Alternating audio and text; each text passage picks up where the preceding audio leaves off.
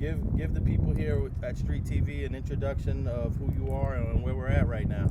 My name is Michael Jourdain. I grew up on this street, Howes Avenue. This is where it all started. I speak about it in my book a lot, and this is where it all started.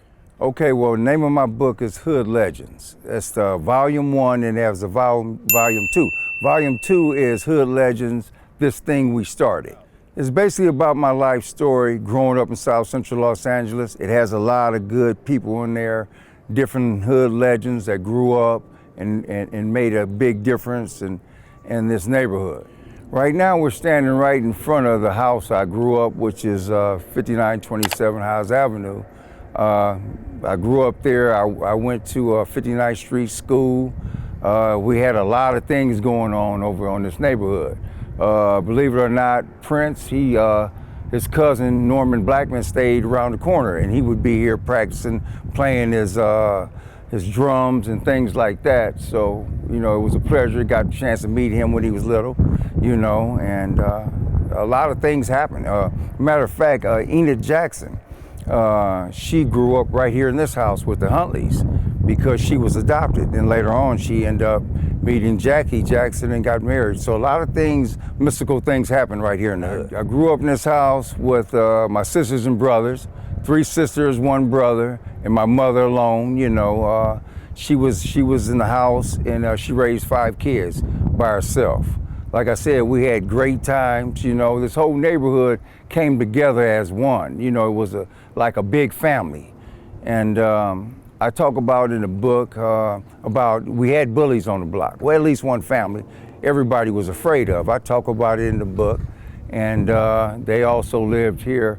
But for the majority of things, it was a great childhood coming up. I mean, we didn't have a lot of things available to us like a lot of other places do. You know, it's an underserved neighborhood, you know, a community. So we deal with whatever we had, and it showed a lot of love. So just me standing here today brings back a lot of memories, a lot of good memories and a lot of bad memories. So your mom was raising 5 kids all by herself? 5 kids by herself, man. Where was Dad at? Where was Dad at? Dad was a sergeant in the Army, got out the Army, but he was a gangster guy. You know, he was there. I don't know what happened between him and my mother. I can't ever really remember him ever living with us in the house, but I can remember him coming by, you know, giving my mother money and things like that for clothing and stuff like that. But he was a out the home dad. When you got older, did you ever get to figure out what was going on with your dad? Yes, I got a chance to figure out, you know, and I understood more then. Yeah. What did he tell you? He was very strict. So, you know, it was like whatever he say, that's what it was. And I really wasn't trying to hear a whole lot that he had to say, to tell you the truth, because I was a mother's boy. You know what I mean? My mother, you know, I was down with my mother. So whatever he had to say, I didn't pay too much attention to unless he was telling me to do something, giving me an order. Oh man, yeah.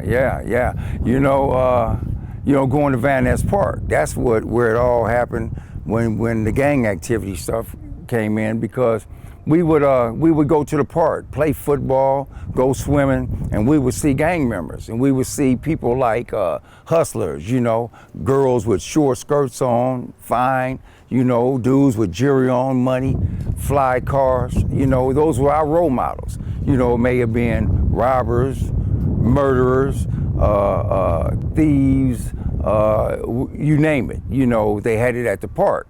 However, like I said, those were our role models, and that was something that a lot of people in the hood have to deal with. You know, we don't have positive role models, and we need more of that. These kids need it, because walking around in the hood, you have geniuses, little kids walking around with a genius mind. Had someone took me under their wing, you know, no telling who I could have been. I could have been the president of the United States, because I got that mind. But instead, I ended up getting in a gang and then forming my own crew.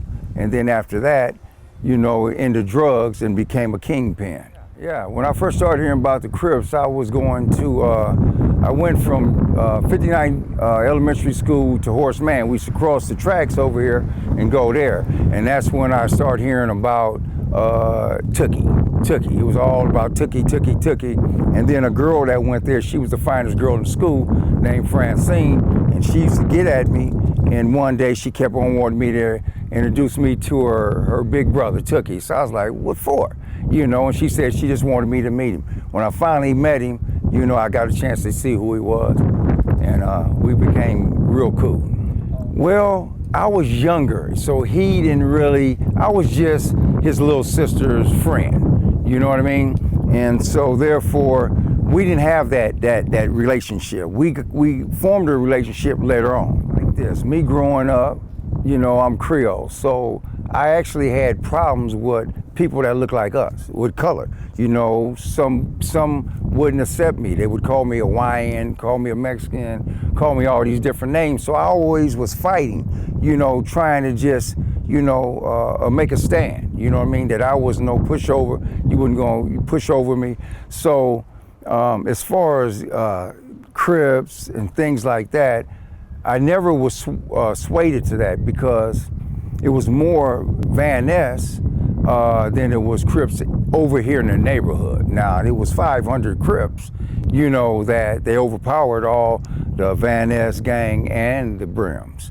So, but I never really thought about that because I had friends, you know, but I did end up getting involved with the Van Ness gang. Well, when I first heard about the Brims, you know, Terry Cadeau, Winston Weaver, and Country and those people, I met him through Swig. He was the leader of the Van Ness gang. And I met him at the park. Matter of fact, they wanted to join up with Van Ness. And I guess, I don't know whether it was Country and Swig or Terry Cadeau and Swig that talked, but they got together, they talked, and they formed a unity and became the Van Brims. Yeah, they were tripping that, you know, should it be Brims, Van Ness, or Van Brims, Van Ness. So they came up with a name. However, I had about 5 homeboys, and I wasn't down with teaming up with the Brims or let the Brims teaming up with us, because I really felt that was something like a